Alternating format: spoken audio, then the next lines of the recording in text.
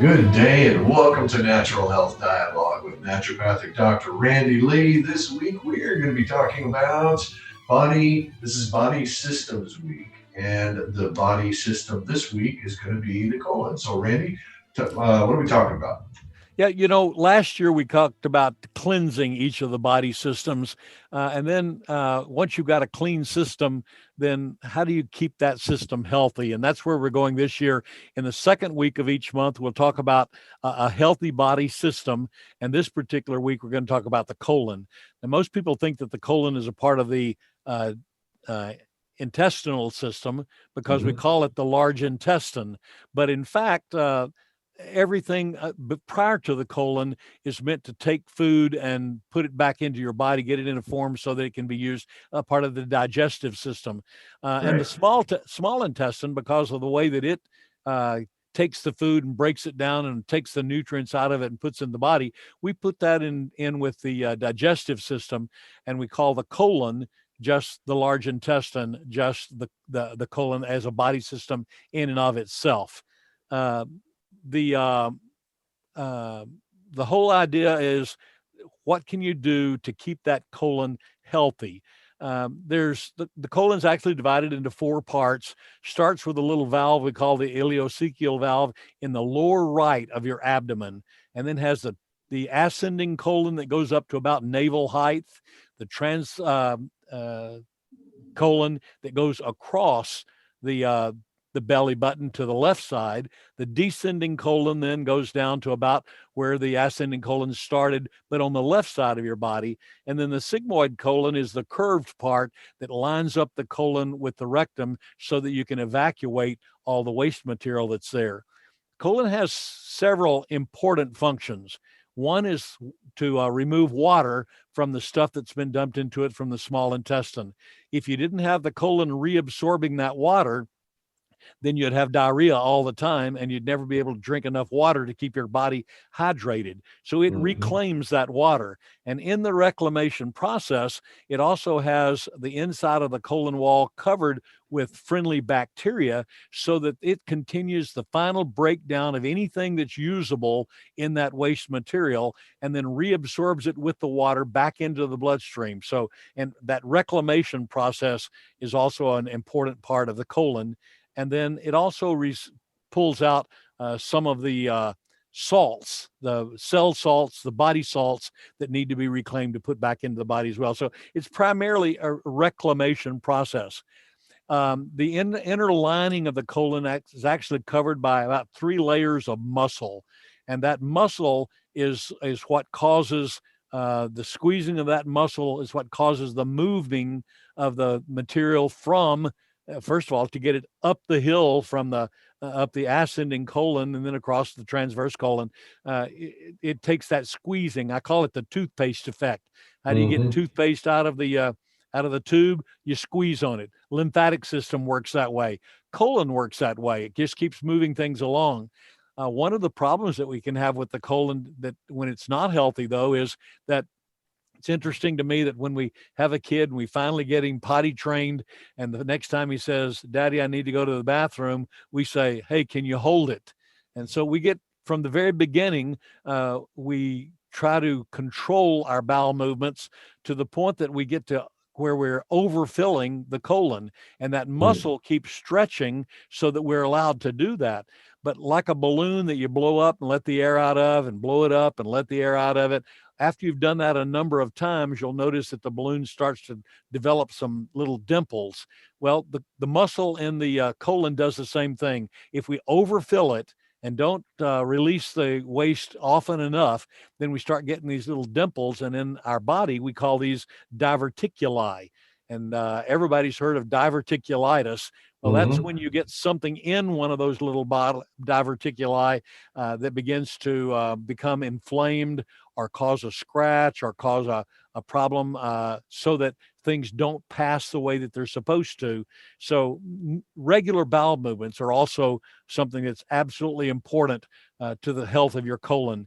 Mm-hmm. Uh, Actually, according to most of the literature that I've read, when a baby is born, He eats and poops, and that's about all he does. And you can pretty much count on a dirty diaper about 45 minutes after he eats. So that's normal bowel transit times, right around 45 minutes, give or take just a little bit. So if you're not evacuating 45 minutes after you eat a meal, then you're not going to keep a healthy colon. And few of us go to the bathroom that often. So that's where last year we talked about needing to do a cleanse periodically to take care of that. But here we're trying to say, what are we trying to do to keep that healthy? And healthy, number one, regular bowel movements. If you Okay. feel the urge to go to the bathroom, take a break from whatever you're doing and go to the bathroom. Don't try Hmm. to hold on to it. For one thing, you're extracting bad stuff back into your system if you're constantly trying to pull that water off of material that should have been evacuated hours ago. And so you're retoxifying the body. To keep the body healthy and to keep the colon healthy, regular bowel movements. Um, to keep the bowel healthy, you need fiber, you need water, and you need regular bowel movements. Now, the water and regular bowel movements we've already covered, but what about fiber? There are actually a couple of different kinds of fiber. They're called soluble fiber and insoluble fiber. I call soluble fiber the sponges. They're soluble. If they're going to talk in a cleansing rail, that becomes your sponge. They wipe down the colon walls. They absorb toxins like a sponge absorbs stuff. They help to remove the liquid waste, and we call those things mucilage, and it is what it sounds like. It's a kind of a mucky, clammy, squishy type of material that takes those things out. Hence the name sponge. There are herbs that do that. Things like slippery elm. An herb called glucomannan that we use a lot in weight loss things. We use it because it soaks up those things and gets them out of the body. Marshmallow root is a mucilaginous herb. So if you're looking for sponges in your diet, things to clean out the walls and just kind of wipe them down, then slippery elm, glucomannan, marshmallow, a few other herbs like that will do that for you. The insoluble fiber we call brooms. They're Hmm. tougher. They do the sweeping. They do the deep cleaning. Uh, they sweep the heavier waste away and they scrub the colon walls. They don't just wipe them down the way the sponges do. They actually sweep them off and do the heavy cleaning on the colon walls to remove the solid waste material from the colon and from the muscle linings that are there within the colon itself. Herbs that can help to perform these functions contain more cellulose, things that will scrub, things that don't break down in the body. They're things that go through the body as scrapers, and they're things like acacia wood, psyllium hulls. Most everybody's heard of psyllium hulls. Yep. That's an insoluble fiber. Cascara sagrada is a laxative herb that also performs a function of some of those scrapings and cleanings on the colon. The healthy colon, like I said, will also have billions of probiotics that help to draw off the nutrients that are left with the water that it comes out. And so we want a good, healthy probiotic build within the colon as well.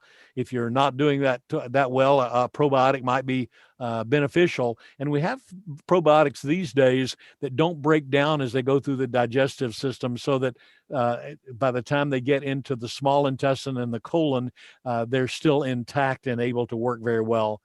You can get a healthy fiber diet to help keep things going too, and that includes plenty of fruits and vegetables. It includes limiting your red meat consumption. That doesn't break down as well and tends to become a little bit of a blockage. Keep sugar intake to a minimum, because that's an inflammatory ingredient, and it's particularly inflammatory in the bowel. And then another one that we don't like to hear, but try to control your weight. The more weight you're carrying, the more pressure there is on the colon, the harder it is for the colon to function. So, Randy, how often should we take the different fibers? The fiber should be a part of every meal. All of your foods have fibers in them. Some of them have soluble, some of them have insoluble. Some of them have a lot more fiber than others. Your greens and some of the root vegetables are going to have a lot more fiber than some of the smoother things that you might want to eat. So, but you need fiber with every meal. Fiber helps to digest every single meal. Okay. Finally, I'd put it this way. Colon issues can be very uncomfortable. They can ultimately even be deadly. Colon cancer is a thing that many people die from every year. So add, when we're talking about healthy body systems, add intestinal to your list of healthy body systems. And you do that by keeping your colon clean. Amen. All right. Well, we've come to the end of our program. Thank you, Randy, for sharing that helpful information. Thank you for allowing me. You have a good day. And all of you out there, we'll see you next time. Bye-bye.